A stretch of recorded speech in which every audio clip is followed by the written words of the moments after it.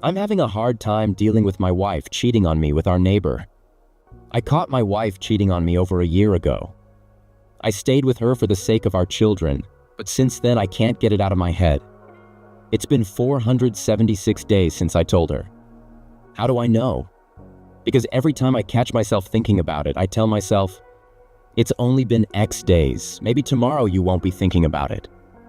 So back to the beginning.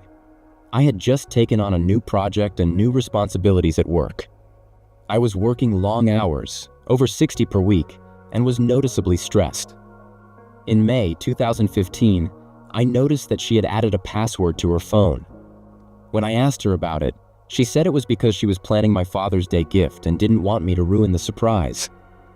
About a week later, she came to me and told me that she felt guilty about keeping a big secret from me and said that she had hired our neighbor, a contractor, to build a home office for me as a gift.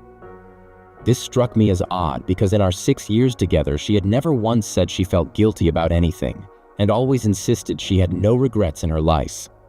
Time passes, her phone is still password protected, and everything seems wrong. I see her using her phone more and more and smiling under her nose. But when I ask her what she's doing, she says nothing and puts her phone away. So one morning I wait for her to get in the shower and grab her phone before it asks for a passcode. I look through her messages and see that she is texting her neighbor. "I'm all frosting, want to lick it off?" There were no other messages to the neighbor, but I later found out that was because she had set her phone to delete messages after a certain amount of time. I was embarrassed, but I knew she had a twisted sense of humor, and I thought she would never do anything to hurt me. More and more time is passing, and my neighbor is spending more and more time at our house. But the office is getting slower and slower. I can't help but worry that something is wrong, so I start checking her location using Google Timeline. At this point, I realize that there are large gaps in her GPS history because she's turned off her phone's GPS. Fast forward to July, at this point the paranoia is driving me crazy. So I tell her I need to install a new antivirus on her phone.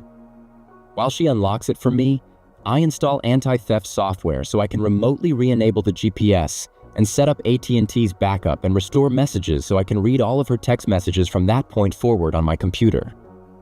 The next day, my mother asks to spend time with my 2 children, so my wife takes them to her house and spends the day alone. I monitor my wife's activities from work as she spends the day trying to meet a neighbor, but is unsuccessful because he's busy at another job. That evening, we pick up the kids from my mother's house and go out to dinner with the neighbor, his girlfriend, and his son.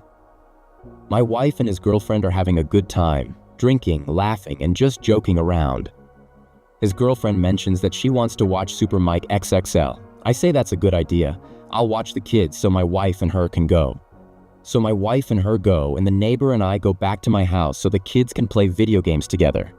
The kids are back in my son's room playing games, and the neighbor is sitting across from me on the other couch. At this point, my wife starts texting him. She describes sexual acts she would like to do with him, and he responds.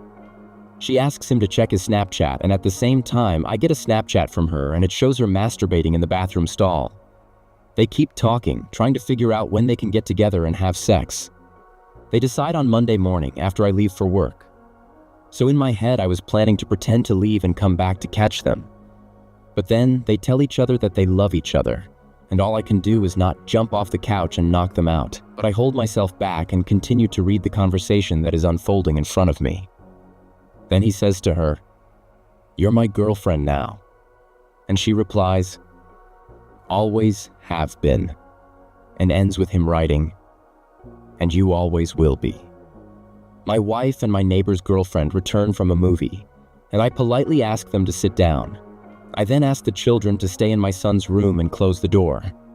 I return to the living room and am confronted by my wife and the neighbor. I say, "So you two love each other, huh?" My wife goes into full denial mode and the neighbor's girlfriend starts spanking him.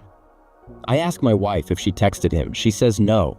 So I show her the messages. She admits it, but says it's the first time it's gone this far.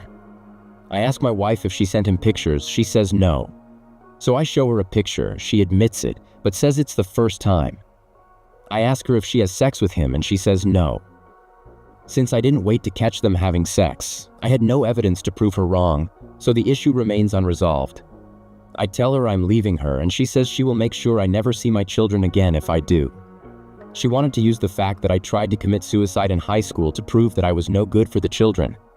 She goes on to say that it was my fault, that I was so busy working and stressed out that she just needed someone to talk to. She then gives me an ultimatum to decide what I'm going to do, or she will decide for me. The neighbor's girlfriend starts defending the two of them, saying that it couldn't have been serious if they weren't having sex, and that my wife and I are too perfect together to let this keep us apart. The neighbors go home, and my wife and I spend the rest of the night arguing about what we're going to do. We go to bed separately without deciding anything. We continue to argue all weekend and finally agree that we will temporarily separate until we decide what we want. I wanted to stay home, and she wanted to pick up the kids and go to her mother's house. I went to work that Monday and got a text from her in the middle of a meeting with my bosses saying that she had explained everything to our kids, but they were upset and I needed to explain it to them too. I came home from work and saw my children crying. She told them that mommy had to move out because daddy was mad at her. When my son wanted to stay with me, she told him he couldn't.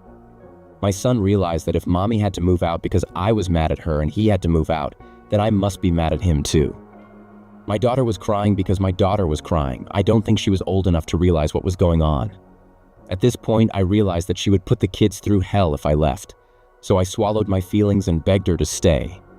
She agreed and insisted that I apologize to our neighbors because we still have to spend time with them because our sons are good friends.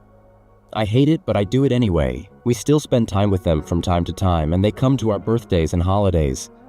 But I would do anything for my kids, and I'm always polite. It fades away for a while. I still think about it all the time. This is going to sound silly, but I think I have a part of my brain that I can't turn off that thinks all the time. I used to use it to solve programming problems, and it made me very good at it. But ever since this incident, all it thinks about is her and him and whether I did the right thing. My productivity at work has suffered, and I feel like I haven't slept in months. I'm afraid that after all this time and the fact that I begged her to come back, if I say I want a divorce now, it will only make her more vindictive towards my children and me. I just feel like I have dug myself into such a deep hole that I can never get out of. I haven't really talked to anyone about this. I didn't want to talk to my mom about it because I felt like she would treat my wife differently, and I don't need those two fighting any more than they are right now. I tried to talk to a friend about it, but he told me to trust God, but that didn't give me much comfort since I'm an atheist. So I have no idea what to do with my feelings or how to move on.